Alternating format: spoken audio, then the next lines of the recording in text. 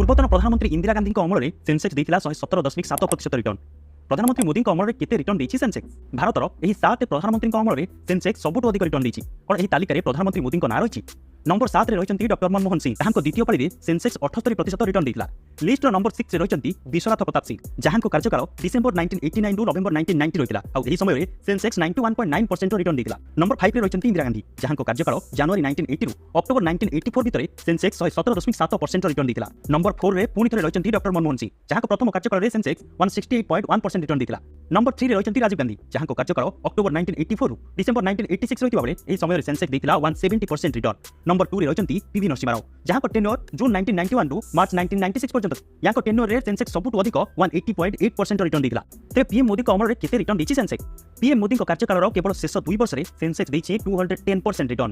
तेबे एटा आपन को काम मोदी 10 वर्ष कार्यकाल सेंसेक्स मोट केते रिटर्न देछि एक कथा कमेंट जणातु।